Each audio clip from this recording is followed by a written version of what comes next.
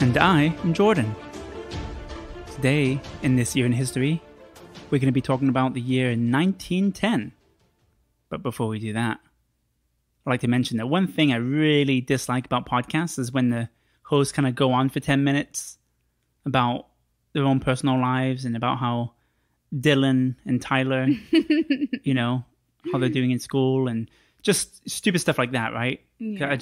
We have done really well. We've done 10 episodes and we've never really talked about things out of our personal life, but we had to skip last week's episode and we had a few people on social media asking, hey, where's your episode? And before that, we put out a bonus episode. And the reason is because of what happened. Yeah, about a month ago, I went in for a procedure. It was a simple in and out procedure. But with any type of surgeries, things can go wrong. And, well, things went wrong. And I, unfortunately, was in the hospital for a few days. And I'm still recovering. And I couldn't talk for about 2 weeks. And it was pretty severe. Yeah. It wasn't just your voice. It was like your health. Yeah. Like you could have died easily. Yeah. I almost died. Yeah. And so for that weekend, you know, when it happened, it was actually the weekend that the 1909 episode came out. It was a Friday of, but luckily enough, we recorded that one ahead of time. And we also had a bonus episode to put out. But yeah, like it was insane. I didn't want to talk about it on social media or anything, but I thought I'd wait till today so you could tell it firsthand. And you're okay, you're alive, you're doing well. I'm doing better every day. And my voice is still a little bit scratchy, so if you hear me clear my throat or... Yeah, and in this time, we've had about 3 weeks of not doing anything with the podcast. Kind of a break, and it's given me time to kind of reflect on our episodes. I kind of went back and listened to them, made notes of what we could do to improve it. And because of today... I went to do the research and take the load off of you since you were, you know, recovering. So I was like, I'll do this episode. Don't worry about it. It won't be a two-parter. But then I started thinking, this might be a good new format to use. Yeah, because we're getting into years that have a lot of information. So to just do 15 minutes each seems, I don't know, like it's disservice to the topics we're going to talk about. Not only that, it's a lot of information to pack in that tiny bit of space. And not only that, like we're getting into more information, more things are happening, but also like there's actual videos now of events, which in my topic, there's videos I got to watch, which is very good for research because you get to see it and it helps you tell the story a little bit better. It's been a crazy few weeks. Thank you for sticking around and listening, listeners. What are you going to be talking about today? Today, I will be talking about the very first black person to win the title of heavyweight champion of the world and piss off all the white supremacists all over the United States by taking away the champion title from the retired boxer in 1910. This was known as the fight of the century. And this boxer, Jack Johnson, was nicknamed the Galveston Giant. Although he only stood about 6 feet tall, he seemed to tower over everybody in the pictures and the videos I've seen. So before I get into the big fight of the century, 1910, I'll first begin with his origin story. On the 31st of March, 1878, John Arthur Johnson, better known as Jack Johnson, was born in Galveston, Texas. Look at that. Yeah, we talked about it in 1900. Yeah, episode 1900, we talk about the Great Galveston Storm, which means he was about 22 years old when that storm happened in his hometown. Yeah, so he was there for that. So his parents, Henry and Tina Johnson, were both former slaves. And this is not long ago. Yeah, it's not. Like, it's strange. I always think of slavery as like centuries ago. Yes. It happened just a little more than a decade since we were born. 130 years before we were born is when it kind of ended. That's insane. Yeah. 120, actually. I'm reminded of that every time I see these dates. You hear about Juneteenth. Yeah. And it is crazy how recent it was. So this means that Jack's generation was the very first generation of black people not to be born into slavery in the USA. Since his parents were relieved from slavery, they would work blue-collar jobs in Galveston, such as janitors and dishwashers, getting paid the very minimum. His dad also served as a civilian teamster in the Union's 38th Colored Infantry. So he helped defeat America's #1 enemy at the time, the Confederate Army. So he had to go out of Texas to do that, right? Yeah. His 38th Colored Infantry was in Galveston. And yeah, they would go, I guess, northeast. Wow. Okay. Going east to fight this. Although Johnson grew up in the South, he said that segregation was not much of an issue for him in his somewhat secluded city of Galveston, as everyone living in the 12th ward where he lived were very poor, and they had their own struggles to go through, so they weren't really focused on race. They were all just kind of making their way up, according to him. Johnson remembers growing up with his quote-unquote gang of white boys, in which he never felt victimized or excluded. Remembering his childhood, Johnson once said, "As I grew up, the white boys were my friends and my pals. I ate with them, played with them, and slept at their homes. Their mothers gave me cookies, and I ate at their tables. No one ever taught me that whites were superior to me." And this is in Texas? Yeah, Galveston, Texas, which I like to think is a little bit more civilized, since that was the biggest city back then, like we mentioned in 1900. Still doesn't make any sense, going there now. Yeah. It looks like a retirement area. People want to get a house on the beach. Not much going on over there. So Johnson only completed 5 years of school, and after he quit, he began working a job at local docks. He made several other attempts at working other jobs around town, and one day he made his way to Dallas and found work exercising horses at a local horse stable. I don't know why I was thinking of like The Exorcist. Oh yeah, exercising. Yeah. Exercising the horses. Until he was fired for exhausting a horse. Jack Johnson was such an athlete, he made the horses tired. I remember you mentioned in a previous episode about how they used humans to go and deliver messages because horses were unreliable because they get tired easily. So I think a horse being that big, they'd probably tire out quicker. But Jack Johnson has so much energy, which you will find out is very useful later on in the story, that he got to the point where he's going to kill these horses. He was just overworking them. Yeah, and these were like racing horses too. They were there for sport, so he was a perfect man for the job, but he did a little bit too well at his job. On his return to Galveston, he soon found employment as a janitor at a gym owned by German-born heavyweight fighter Herman Bernot. Johnson eventually put away enough money to buy 2 pairs of boxing gloves, and he sparred every chance he got. A very big success story so far, right? He's born into parents of slavery, very poor, working docks, not getting respect. He's a black man on top of everything else in the South. And he takes a little bit of money he has and buys boxing gloves. In his teenage years, Jack Johnson was involved in these boxing matches known as Battle Royale. Do you know what that is? No, I don't. Yeah, some people kind of know. So Battle Royale is kind of like where you fight until... Oh, like wrestling. Like wrestling. Yeah, like, everyone's in the ring and the then Royal the last, Rumble. Yeah, the last one standing. Is, yeah. Okay. I think Royal Rumble, I haven't watched wrestling since the 90s, so I'm still in WWF stage. Yeah. But they had the Royal Rumble back then. Yeah, it was pretty much you throw them out the ring. Same type of thing. Usually they'd have about 8 black boxers in a ring. Now, why was it black? Because for white people's entertainment. They're racist and they want to see black people beat the shit out of each other. And they would fight until the last man was standing. So Johnson would usually win all of these. He would be usually the last one standing. And sometimes they do it blindfolded. That's crazy. Yeah, it's disgusting. Yeah. But even then, Jack Johnson would win. He had great hearing. And he was towering over everybody, so he could just punch straight and hit someone in the head. Because everyone was up to his shoulder. So he probably just did a little windmill or like helicopter propellers with his hands and just spun around. And that's probably the best way of doing it back then, when everyone's shoulder height to you. Anyway, Jack stuck with his new job until he found a new apprenticeship for a carriage painter by the name of Walter Lewis.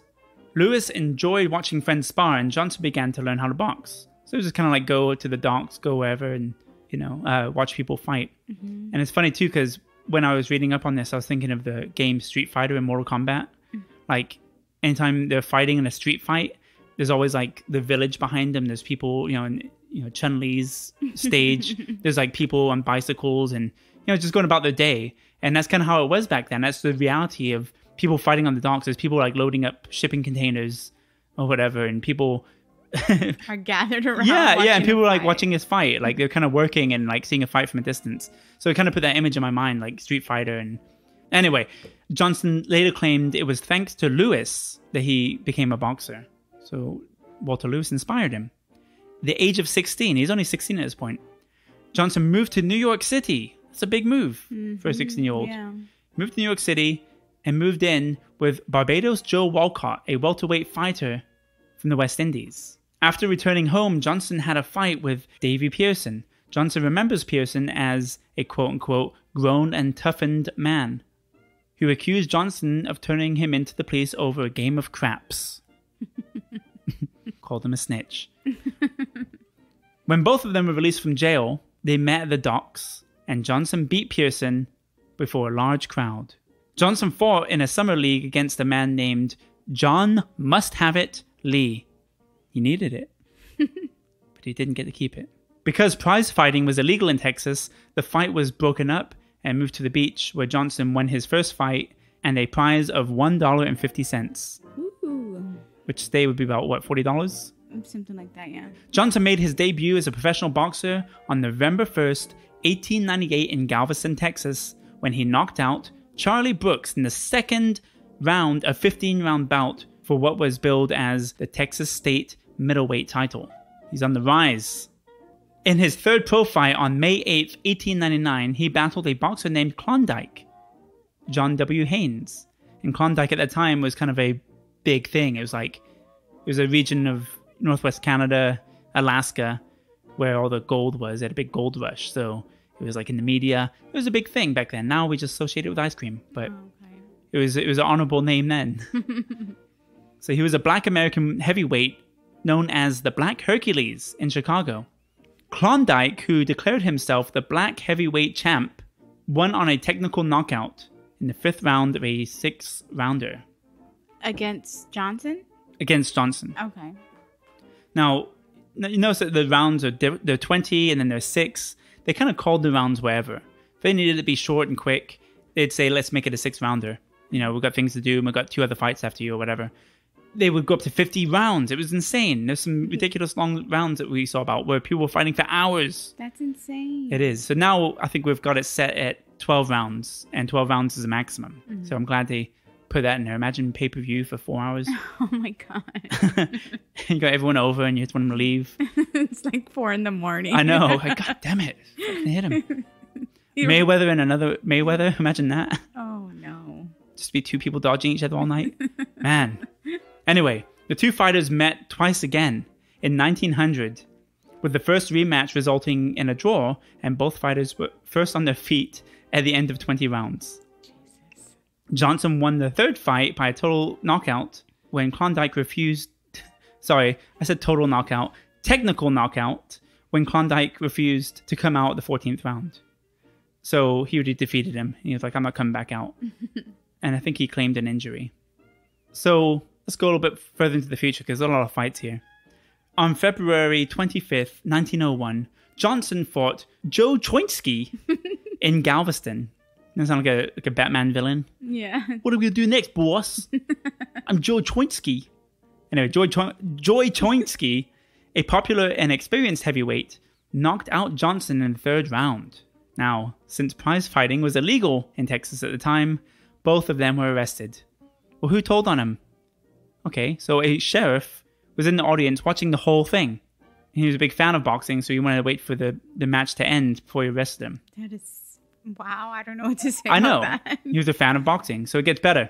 Now, since the sheriff is a big fan of boxing, and he knows it's illegal and he arrested them, the bail was set at $5,000, which you can imagine, we told you the currency, so times that by like 31. And that's roughly about the price for the bail.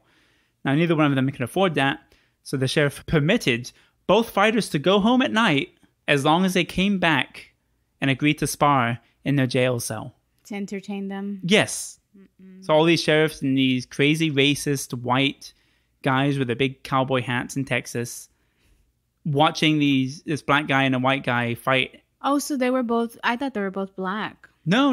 This guy is white. Oh, wow. Yeah. So, yeah, Joe Choinski...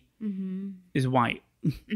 I should have mentioned that. I thought the name would have given it away. No, because I thought Klondike was white and he was a black man. You think Klondike, white ice cream. Yeah. Anyway, for the sheriffs and the people in the police department's entertainment, they made them fight in a cell every day. Spar. Just sparring, kind of like... And it was good. I mean, you can't have... It's so hypocritical, isn't it? It's illegal... But whatever you do in that cell is not really illegal because it's like, what? Anyway, Nothing makes sense. Like, you can murder people in the cell.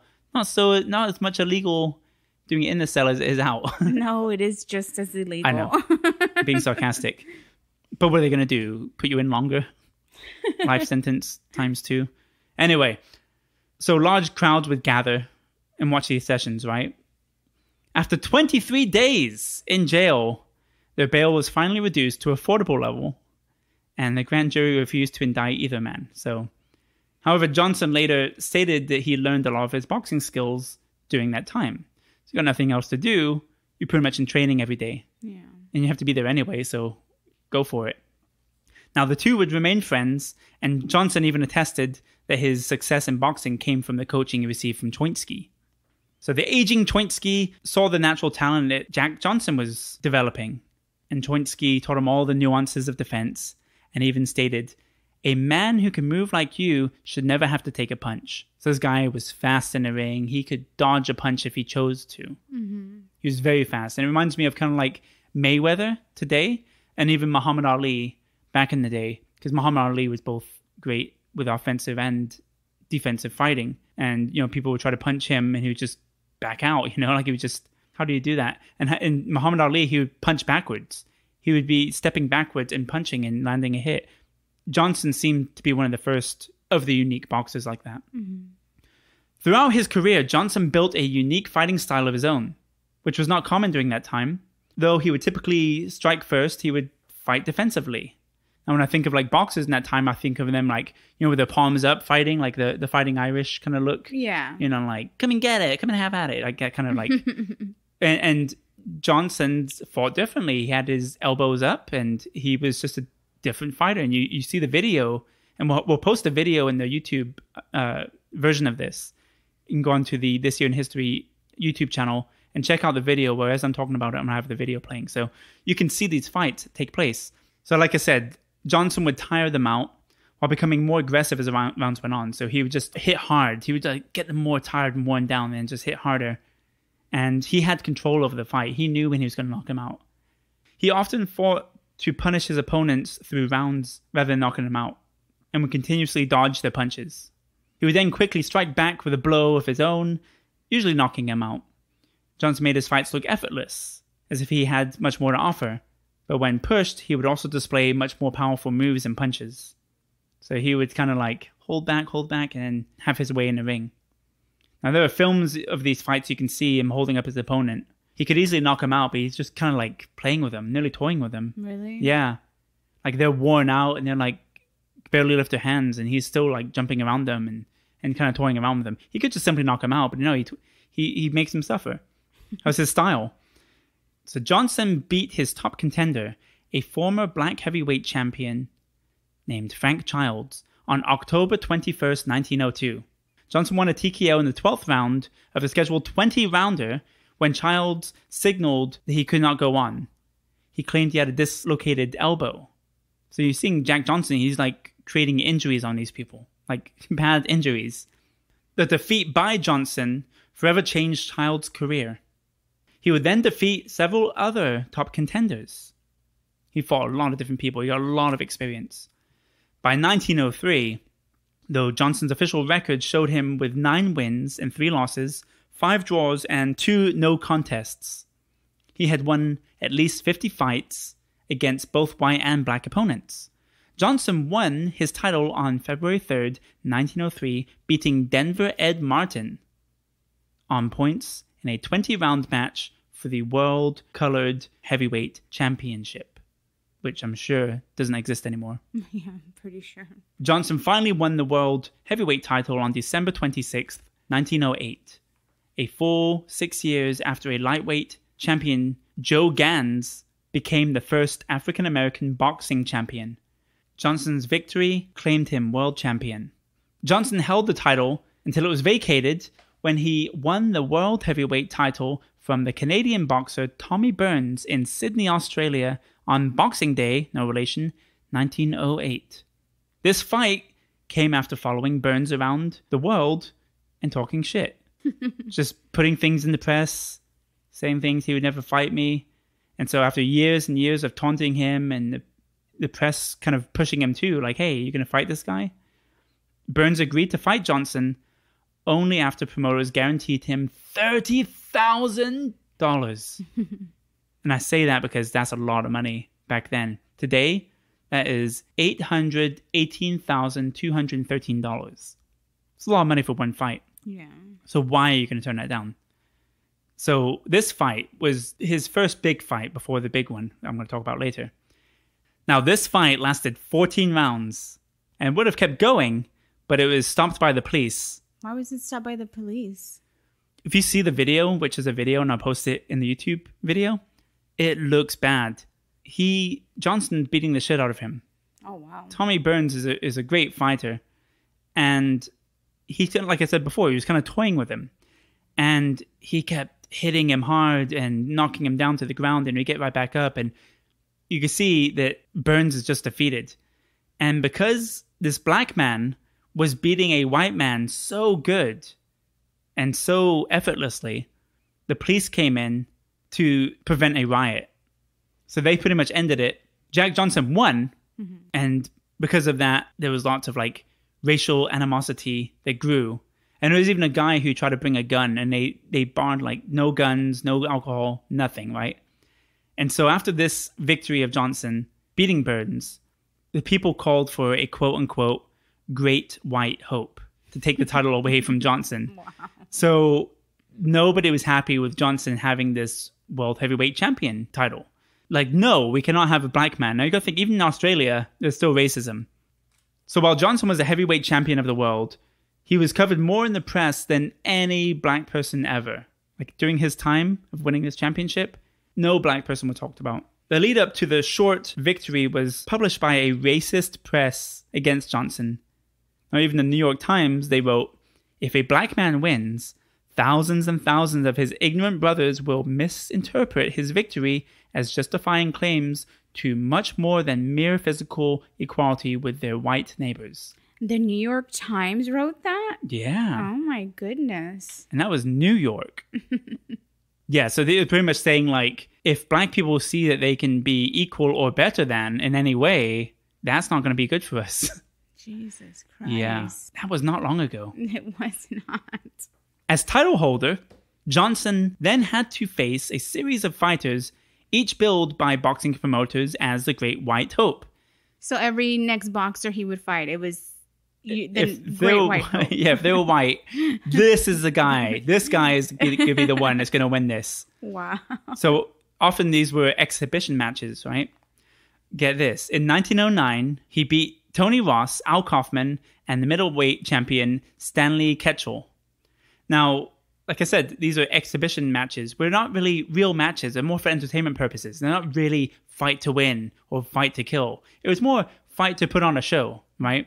So they kind of choreograph it a little bit. You know, they say boxing's fake. Well, in this case, yes, it was in a way. You know, they're really showing what they can do, kind of showing off their moves and their abilities and their stamina.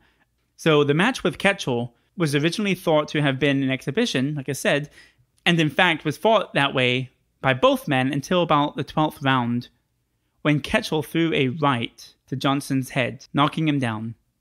Now, I saw the video of this. They kind of play fighting, and then Ketchel gets a little cocky and hits Johnson hard in the head. Johnson staggers, goes down to his hands and knees. Jumps up immediately and knocks him the fuck out. Like immediately. Like he was like, "What the hell are you doing? This is an exhibition. Why are you hitting me that hard?" You know, and because of this, Johnson didn't have his guard up because he didn't expect to get hit like that. But you see the video, it's ridiculous. Like within seconds, Johnson jumps up to his feet, hits him really hard, knocks him to the ground, and hit him so hard with a single uppercut, right? Not only that, he also punches out some of his front teeth and has some of those teeth embedded in his boxing glove. Oh, wow. It was a hardcore uppercut, probably the best one you'll ever see. And you could see the rage, you could see the what the fuckness in his mannerism. And like, what the hell are you doing? And just knocked him the fuck out. It's so satisfying to watch. All right, so before I get into this big fight, big finale, let me talk a bit about Jack's personal life, because I've just talked about the fights, right? At this point, he's got money. He's being very extravagant with his spending. He's hiring prostitutes. He's got gold caps on his teeth. Probably has the first grill ever, that I try to find out. I'm like, was it common for people to have gold caps on their teeth? And I really couldn't find much on that, but he was one of them. He didn't need it. He had perfectly good teeth, but he would cap his teeth. And he just wore like really expensive, extravagant, flamboyant clothes. Even clothes that he nearly got arrested for. Like, you can't be seen in a coat like that. That's a very expensive coat. He was just a big spender. And he also bought race cars, which race cars back then only went up to about 75 miles per hour, but he would get them the fastest car he could find, paint them in bright, flashy colors, and just drive them like a regular car, and also often speed down the highway. There's actually a pretty funny story about Jack Johnson speeding through Georgia in the country. He's passing through, and of course he's in his race car. He's exposed. The cop sees as a black man in a nice car. Of course he gets pulled over. And when he pulls him over, the cop's like, "You know what it's going to cost you? You're going way too fast. That's going to be $50. So Jack Johnson pulls out this giant wad of cash with 100s. And he takes one of the single 100s and hands it to him. And the cop's like, "I can't break this. I can't do anything with this." And Jack Johnson says, "Don't worry about it. I'm going to speed through here on the way back. So you can just keep the change." So that's how cocky and confident he became. Wow. In what year was that? This is early 1910s. Yeah, like I don't know if it's before or after, but I remember reading that story. And I'm like, I gotta tell that story some point. Actually, it was 1938. You couldn't even do that today. You couldn't do that today, especially if you're a black man in a very nice car. And you see how these state troopers are in Texas. Mm-mm. Yeah. You see them get out of the car, it just looks like racism with a big giant hat. Yeah. Right? Yeah. And they're just standing with their hand on their gun already. Yeah, they got the hand on the gun, the big gut, a big cowboy hat, and they're just standing there in this, like, they're oh man, even that makes me cringe, like I see that. It looks like, a picture of racism now in 2020. So you can imagine, 110 years ago, doing the same thing, and you're the only black guy with a nice car. Nicer car than he could ever have. Anyway, so that was a fun little image for me. And the fact that, the cop didn't rob him, there's so much sinister stuff that could have happened, in the middle of the country. Anyway, moving on. I want to get into the fight of the century. 1910. Former undefeated heavyweight champion of the world, or at least of the country. The heavyweight champion, Jim Jeffries. We've got Jack Johnson, Jim Jeffries. There's also a Peter Jackson in the story, but not the comedian, of course. It was this big white man from 1910, undefeated, 6'2", Jim Jeffries, was kind of forced to come out of retirement to fight Johnson. Now, like I said, they've been calling it for this great white hope. Who's it going to be? Since the beginning, they've been calling Jim Jeffries. Jim Jeffries has been retired. He's like done. Jim Jeffries even had a chance to fight Jack Johnson before he retired, but because he set a colored bar, he wouldn't do that. So pretty much he made it so he only fights white people. He would never fight a quote-unquote Negro. He's been in retirement for 6 years. The media, the public, "Jim Jeffries, you're our only hope. You are a great white hope. You need to defeat this Negro." Anyway, they didn't roll the R's because they were racist. They should have said Negro, but they didn't. They did not. So Jim Jeffries has not fought in 6 years, and he had to lose 100 pounds to get back into decent shape just to be at Jack Johnson's level.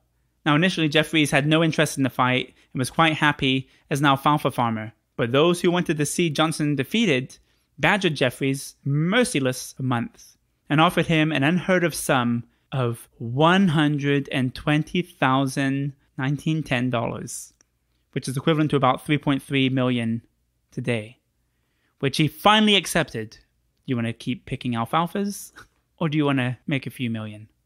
So Jim Jeffries fights Johnson in 1910. Jeffries remained mostly hidden from media attention until the day of the fight. So he kind of laid low. He didn't want people to see how fat he was. And he worked out, and he worked out for 100 pounds, which was very impressive. And he's a big man. He's a very impressive looking man. He looks like the best contender for Jack Johnson. Jim Jeffries is 6'2", which is hard to see when they're fighting, because the way Jim Jeffries fights in the videos, he's crouched down. He kind of bends his knees nearly at a 45-degree angle. And he's one of those guys that kind of like have his fists up to his face, kind of the old typical boxers in that time. Very traditional boxer. Whereas Jack Johnson stands upright, shoulders back, ready for the fight. So they're two very different stylish boxers. Because of all this media attention and pressure, Johnson soaked up most of the spotlight since Jim Jeffries was kind of out of the spotlight completely. So it was all Johnson. Family company. So now I'm going to briefly tell you about John L. Sullivan. So John L. Sullivan is a former champion boxer, also nicknamed the Boston Strong Boy. He is a champion of his time, but at this point in Jack Johnson's career, he becomes a commentator. He's retired, and he's kind of like the Joe Rogan of boxing during that time. And the way he looks, he's got this giant handlebar mustache.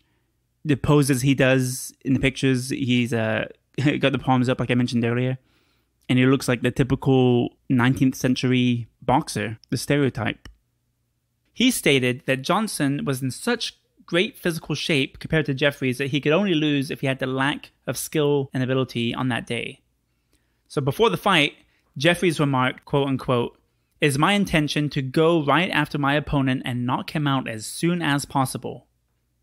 His wife added, "I'm not interested in prize fighting, but I am interested in my husband's welfare. I do hope he will win this last fight." So Johnson, what he had to say about that was, "May the best man win."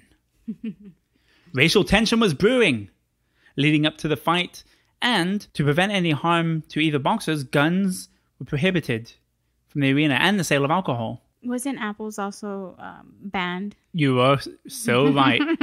Apples are banned weapons. And a very popular weapon. If you got hit with a tomato, that's kind of an insult, but with an apple, holy shit, especially if it's frozen. Anyway, could they freeze apples back then? Yeah. If you were rich. No, you couldn't. I don't know. I have no idea. Maybe if you were in Klondike. Yep, so apples were also banned. All fruits, vegetables, and banana peels were banned. So with all the racial attitudes and all this hate being fired up, there's a lot of bets being made. And the investment in Jim Jeffries was an odds of 10-7 in the favor of Jeffries. The fight took place on July 4th, 1910, in front of 20,000 people, which is about 2 million people these days. Shut up. At a ring built just for this one occasion in downtown Reno, Nevada. Now, I have to mention, you're thinking of a big arena, cameras, lights, big giant stadium. This is outside. Boxing matches took place outside in a desert on July 4th. That's crazy. So it's ridiculous. Like, Can you imagine the heat? I imagine the heat, but also imagine how many rounds they have. Oh, wow. It's insane. These fights go on for hours. Anyway, so in Reno, Nevada, July 4th, Independence Day, 1910, 20,000 people. Jim Jeffries is an older man. Jack Johnson looks much younger and more in shape. So this fight goes on, and there's a video of this also. And after the 15th round, after Jeffries has been knocked down twice, for the first time in his career, so he's never been knocked down, he's undefeated, undisputed. The people in Jeffries' corner threw in the towel to end the fight and prevent Jeffries from having a knockout on his record. So he was beating the complete shit out of him. And yeah, he was out of shape. He's been out of boxing for 6 years, which was, you would think, way too long. But he was the great white hope. And so the pressure was on. He still got paid. But yeah, he just knew to call it quits. His people were like, yeah, he's destroying you out there. He's going to throw in the towel. So Johnson later told the media that he knew the fight was over in the 4th round when he landed an uppercut and he saw the look on Jeffries' face, stating, "I knew what that look meant. The old ship was sinking." Oh, wow. Oh, man. Afterwards, Jeffries was humbled by this loss and by what he witnessed in the ring. And Jeffries said, "I could never have whipped Johnson at my best. I couldn't have hit him. No, I couldn't have reached him in 1,000 years." So Jim Jeffries is saying, even in my prime, my top physical condition, in the best of my boxing career, I could not have beaten Jack Johnson, which I think says a lot, especially since he's a blatant racist and I think there's something that they share in the ring, you know, with all these, like, you have people who are like on the outskirts shouting racial things. Now, another thing about Jack Johnson, I mentioned before, he was toying with his people, with his opponents. He would kind of go and have little conversations on the side of the ring, you know. He would kind of taunt his opponents by talking to their people in his corner of the ring. He would predict which round he was going to knock his opponent out and in. He was just so comfortable with himself. He just knew that when it came to boxing, he was superior. And he knew from watching his opponents that he could dominate this fight. So the fight of the century earned Johnson $65,000, which is well over $1.8 million today. And silenced his critics who had belittled Johnson's previous victory over Tommy Burns as empty, claiming that Burns was a false champion since Jeffries had retired undefeated. So the guy, John L Sullivan, commentator, he said, "The fight of century is over, and the black man is the undisputed champion of the world." He continues to say, "What a crafty, powerful, cunning left hand Johnson has. He is one of the craftiest, cunningest boxers that have ever stepped into the ring. They both fought closely, all during the 15 rounds, and it was just the sort of fight that Jeffries wanted. There was no running or ducking like Colbert did with me in New Orleans." Who are those people? These are other people. He's just talking about, like, I think he's just being a little passive aggressive, saying like, yeah, I wasn't like running away and ducking like the guy I fought or whatever. Oh. So this guy's like big in boxing. He's a commentator also. And he says Jeffries did not miss so many blows because he hardly started any. Johnson was on top of him all the time. Johnson didn't get gay at all with Jeffries in the beginning. And it was always the white man who clinched. But Johnson was very careful. He backed away and took no chances, and was good-natured with it all. The best man won, and I was one of the first to congratulate him, and also one of the first to extend my heartfelt sympathy to the beaten man, Jim Jeffries. So there you have it, the fight of the century, 1910. So there's so much about his boxing career that I would need a few hours just to tell this whole story, but there's people who have done that. There's a really good documentary, 3.5 hour long documentary from Ken Burns, the director. Oh, really? On PBS, yeah. And it's a really good documentary. It's where I got most of my research.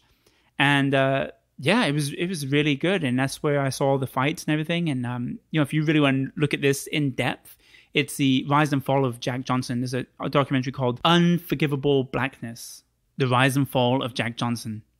So really quickly, I want to tell you about a little bit of his personal life, because there's another story there. Like, his boxing career is one episode, and then his personal life and all the other things he did was another one. So one thing I should mention about Jack Johnson and who he was, he didn't give a fuck about anything. He was going to do what he wanted to do. He did not feel that he was inferior to white people, so he didn't act that way. Because he was part of the first generation of black people who were not born into slavery, they were called the quote-unquote new Negroes, right? And he wore that like a badge of honor. Mm-hmm. And he kind of like said, well, my parents were slaves, I'm not. So he had this kind of demeanor about him, which I really admire, where if I'm not a slave, I'm not going to be treated like a slave. So he kind of walked around and did not take that racist nonsense from people. And so one of the things he did was, which was very controversial, is he would hire white prostitutes, date white women, and marry white women. Now, sometimes during his matches, I didn't talk about all this then because there's so much to do with the actual fights, but he would have white women around his arm, which is something you do not do. And he wasn't even married to them. They could be like a prostitute, or they could be a girlfriend, or just a friend with benefits, whatever they were to him. He would have his arm around them, and they would be like, oh, who's this lovely lady with you? This is my wife. And he would just say, this is my wife. And they would get in the newspapers and stuff, and like, black man marries white woman. And that was crazy.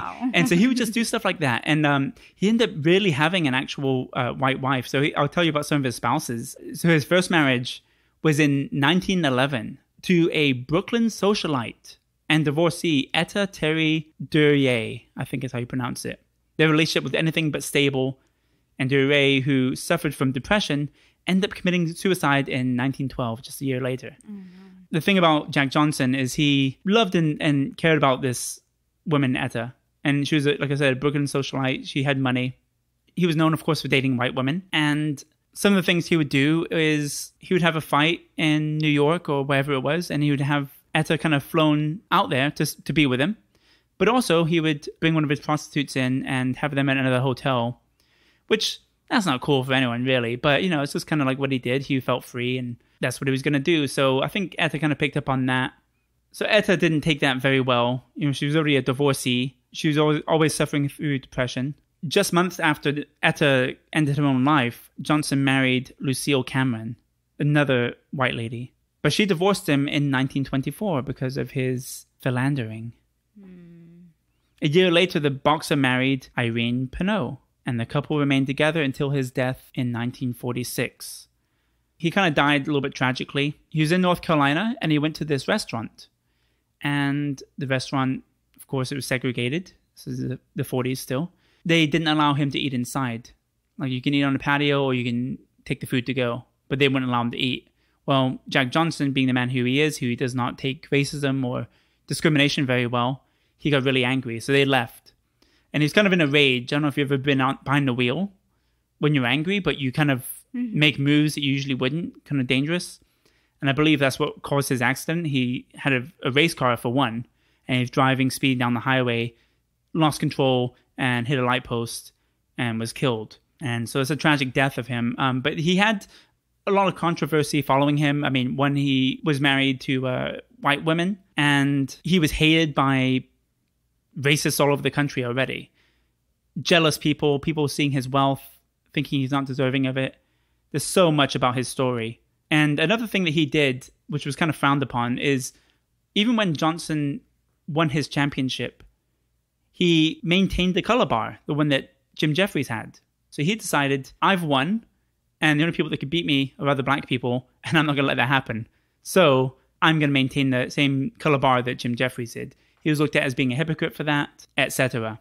So he just has like a very controversial life. Very, very. He was all about doing what he wanted to do in the way he wanted to do it. Now, he lost his title on April 5th, 1915 to Jess Willard, a working cowboy from Kansas who started boxing when he was just 27 years old. And that was taking place in Havana, Cuba. So that's where he lost his fight and kind of his career ended and went downhill from there. Now, there was another controversial thing that happened with his wife, Lucille. White racists are trying to get him for anything they can. And so in 1912, Johnson was arrested. Forget this. He violated the Mann Act. What's the Mann Act? I think you know this. You want to tell me about this? Because you've told me about this. I vaguely remember. It's like if you're transporting a white woman across state lines for indecent reasons. Pretty much, yeah, exactly. Okay. It wasn't just for white women; it's women at all. Oh, women. Yeah, any woman. But because he's black, that makes it even worse in his situation. So yeah, it's pretty much transporting women across state lines for immoral purposes. And so yeah, you got it right. And so Lucille Cameron, his most recent wife, they try to get him for that, and even her mother swore that her daughter was insane. And less than a month after he was released from that charge, Johnson was arrested again on similar charges. This time, the woman, another alleged prostitute, Belle Schreiber, with whom he had been involved with in 1909 and 1910, testified against him. So now everyone's turning against him. I think they're trying to make some money or some fame. I don't know. It was so long in the past. And so now they're getting him for the people he's been with, for his inappropriate relations or whatever. So it's a brilliant story and a very tragic ending. He did live a long life. He died at the age of 68 and was buried next to his wife, Etta Johnson, the one who killed herself in 1912. His grave was initially unmarked and then marked with a large stone that bore only the name Johnson. This changed in 2005 after the Ken Burns documentary, which I mentioned earlier. So that is the story of the Galveston Giant, Jack Johnson, 1910. All right, so what else happened in 1910? The Mexican Revolution begins when Francisco Madero proclaims the elections of 1910 null and void and calls for an armed revolution at 6 p.m. Woo! Mary Malone, also known as Typhoid Mary, is freed from her first periods of forced isolation and goes on to cause several further outbreaks of typhoid in the New York area. Henry Ford sells 10,000 automobiles. On March 10th, the Republic of China officially abolishes slavery. A little late on that, but... They're like, oh, America's doing it. Modern neon lighting is first demonstrated by Georges Claude at the Paris Motor Show. That's cool. Mm-hmm. Neon lights, I always wonder where they came from. On March 26th, the U.S. forbids immigration to criminals, anarchists, the sick, and the very poor. Well, that concludes our episode for 1910. Please join us again next week for 1911. We'll see you in 1911. Don't forget to sign up for our Patreon where we release a bonus episode. Yes, and check us out on social media. We're on Facebook and Instagram and YouTube. And share and tell your friends about this show. We've got a lot of people liking this show, but not a lot of people know about it. So please share it if you know anybody that might be interested. Rate and review, please. Rate and review. Bye. Bye. Bye.